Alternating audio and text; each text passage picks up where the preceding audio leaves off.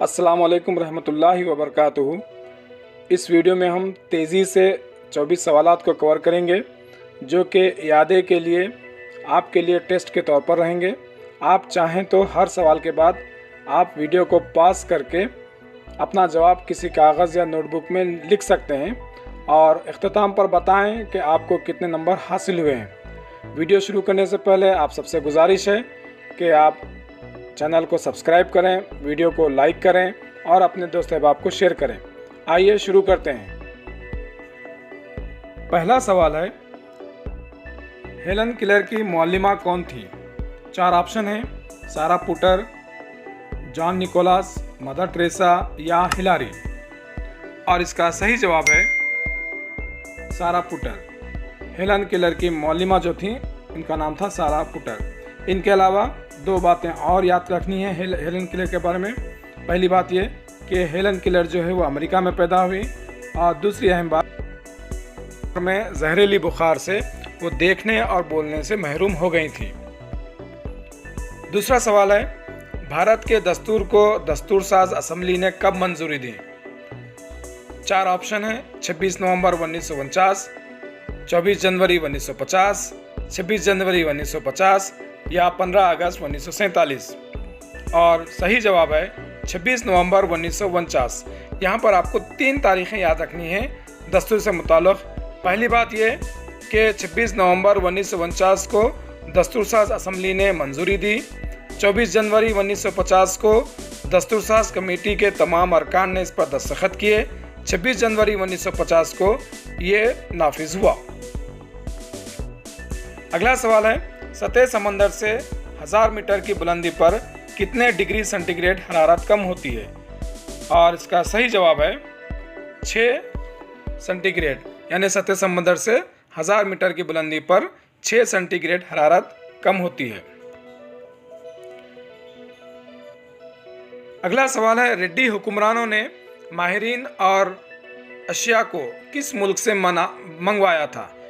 यानी इमारतों की तामीर के लिए इन्होंने रेड्डी हुक्मरानों ने माहिरीन को कहाँ से मंगवाया था?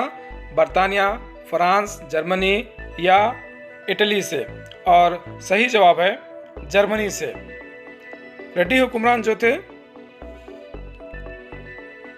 ये रियासत वेनरपति पर हुक्मरानी करते थे।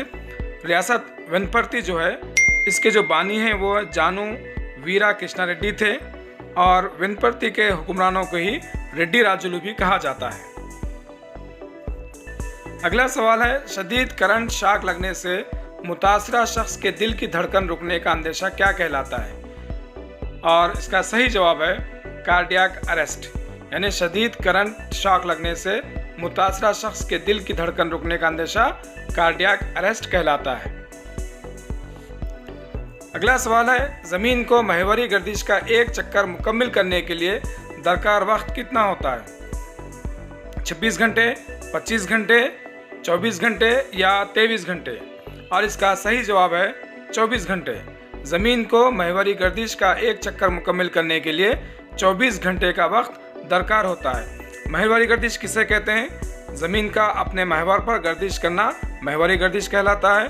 और खला के अतराफ ज़मीन जो है 30 किलोमीटर फी सेकंड की रफ्तार से हरकत करती है और महवरी गर्दिश का एक चक्कर मुकम्मल करने के लिए 24 घंटे दरकार होते हैं। ये 3 बातें आपको याद रखनी है।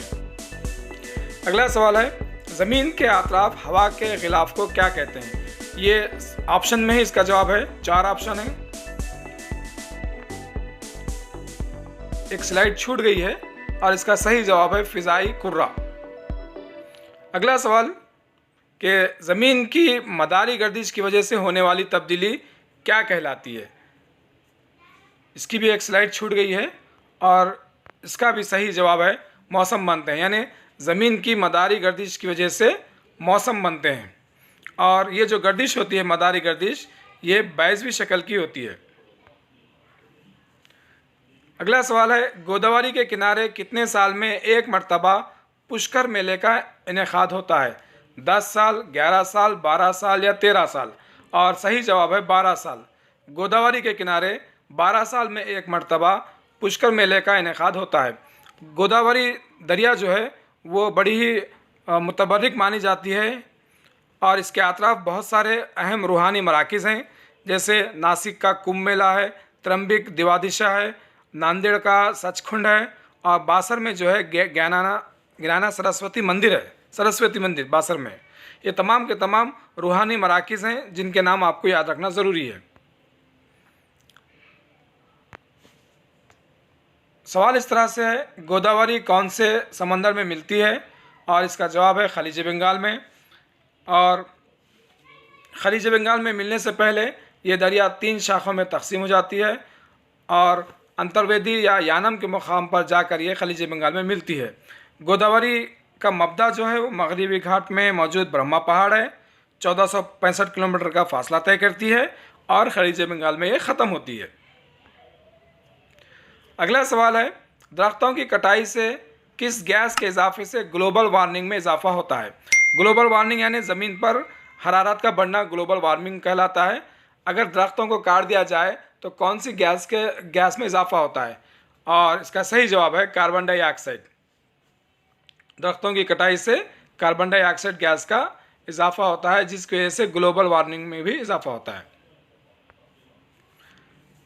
अगला सवाल है, हता में जंगलाती पैदावार को देकर इसके एवज ज़रूरी अशिया हासिल करने का तरीक़ा क्या कहलाता है? गसाड़ी, पोरजो, बेनिमे प्रोधा या झूमिंग? और इसका सही जवाब है बेनिमे प्रोधा। ये बोंड कबाइल से मुताल्लिक़ है। बोंड कबाइल का जो हफ्तेवारी बाज़ार होता है उसको हता कहते हैं। यहाँ पर जंगलाती पैदावार को देकर इसके एवज ज़रूरी अशिया वो हासिल करते हैं। ये जो तरीक़ा है उसको कहते हैं बेनिमे प्रोधा।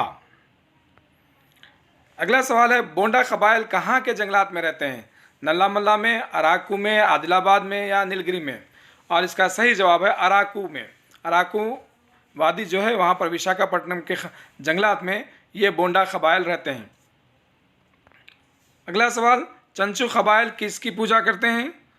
लिंगाया स्वामी की, चंचू लक्ष्मी की, अक्कीपेन की या ए और बी यानी लिंगाया स्वामी या चंचू लक्ष्मी की? और इसका सही जवाब है ए और बी, यानी चंचू कबाइल जो हैं वो लिंगाया स्वामी और चंचू लक्ष्मी की पूजा करते हैं। चंचू कबाइल कहाँ रहते हैं? ये नल्ला मल्ला के जंगलात में रहते हैं। चंचू कबाइल जंगल को अपनी माँ मानते हैं और इनके जो रहने की जो जगह है उसको पेंटा कहते हैं। कई पेंटा मिलकर एक गांव बनता है। अगला सवाल है, नागोबा यात्रा में मोर के परों को लगाकर किया जाने वाला गोंड कबाइल का रक्स क्या कहलाता है? माघ, पोरजो, गसाड़ी, हता? ये तमाम के तमाम ऑप्शन के नाम बहुत अहम हैं, उनके ताल्लुक़ से आप तफसीलात मालूम कर लें। और सही जवाब है गसाड़ी। नागोबा यात्रा में मोर के परों को लगाकर जो रक्स किया जाता है उसको कहते हैं गसाड़ी। गोंड कबाइल के गांव का देवता क्या कहलाता है?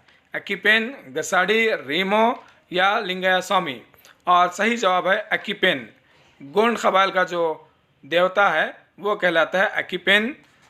और रीमो जो है बोंडो कबाइल की ज़बान है। हर ऑप्शन आपके लिए एक बिट है, उसको आप याद रख लें। अगला सवाल है, हमारे जिस्म को शक्ल और सहारा देने वाला निज़ाम क्या कहलाता है? तनफ़ुसी निज़ाम, कालबिदी निज़ाम, इखराजी निज़ाम या हज़मी निज़ाम? और इसका सही जवाब है कालबिदी निज़ाम।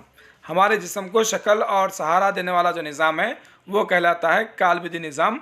और जिस्म को सीधे ठहरने में मदद जो देता है वो रीढ़ की हड्डी है। अगला सवाल, एनामिल की परत किस पर होती है? दिल पर, दिमाग पर, फेफड़े पर या दांत पर? सही जवाब है दांत पर, यानी एनामिल की जो परत होती है वो दांत पर होती है। अगला सवाल है, तुकाराम नामी सूफी किस राजा के ज़माने में थे? मीर उस्मान अली के, शिवाजी के, अकबर के या अशोक के? और सही जवाब है शिवाजी के। तुकाराम नामी जो सूफी थे वो शिवाजी के दौर में मौजूद थे। अगला सवाल, यादगार शहीदान तेलंगाना किस साल शहीद होने वाले अफराद की याद में क़ायम किया गया? यादगार शहीदान तेलंगाना ये कहाँ पर है? ये असम्बली में, तेलंगाना की जो असम्बली है उसके रूबरू में ये क़ायम किया गया है। और सही जवाब है 1969, यानी यादगार शहीदान तेलंगाना 1969 में शहीद होने वाले अफराद की याद में कायम किया गया। अगला सवाल, हुसैन सागर को कुतुब शाही हुक्मरानों ने कब तामीर किया? सही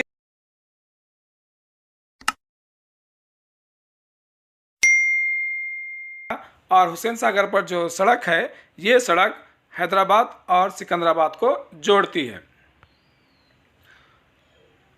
अगला सवाल है, उदयपुर की मशहूर झील कौन सी है? चिल्का झील, पलीकट झील, पिचोला झील या विक्टोरिया झील? सही जवाब है पिचोला झील। उदयपुर की जो मशहूर झील है वो पिचोला झील है। उदयपुर राजस्थान का एक शहर है जिसको झीलों का शहर कहा जाता है, और पिचोला जो झील है उसको 1362 ईस्वी में बंजारों ने बनाया था। बाद में उसको राजा उदय सिंह ने उसको तरक्की दी थी। अगला सवाल है कि श्रीनगर में डल झील पर सयाहों के लिए कश्ती के मकान को क्या कहते हैं? श्रीनगर में डल झील पर जो सयाहों के लिए जो कश्ती रहती है उस पर जो मकान होते हैं उन मकानों को क्या कहते हैं? डंग, डोंगा, स्टिल्स या टिल्ट? स्टिल्स का सवाल 2017 टेट में आ चुका है और इसका सही जवाब है डोंगा। यानी डल झील पर सयाहों के लिए कश्ती के ऊपर जो मकान बनाए जाते हैं उन मकानात को डोंगा कहा जाता है। अगला सवाल कि पानी में मौजूद जरासीम को मारने के लिए क्या इस्तेमाल होता है? आप 4 ऑप्शन हैं आपके पास, sulphur dioxide, baking powder, bleaching powder या ए और सी। तो सही जवाब है ब्लीचिंग पाउडर। पानी में मौजूद जरासीम को मारने के लिए ब्लीचिंग पाउडर का इस्तेमाल किया जाता है। अगला सवाल कि हस्बेज़ेल जानवर रोज़ बरोज़ कम हो रहे हैं? ग्रेट इंडियन बस्टर्ड, कैलिविकोडी, पंगनूर नस्ल की गाय या मुंदरजा बाला तमाम? और सही जवाब है मुंदरजा बाला तमाम। ये तमाम के तमाम रोज़ बरोज़ कम हो रहे हैं। इसमें आप शेर को भी एक शामिल कर लें और गिद्ध को भी शामिल कर लें। ये 5 नाम दरसी किताबों में दिए गए हैं। अगर आपको वीडियो पसंद आया हो तो लाइक ज़रूर करें, अपने दोस्त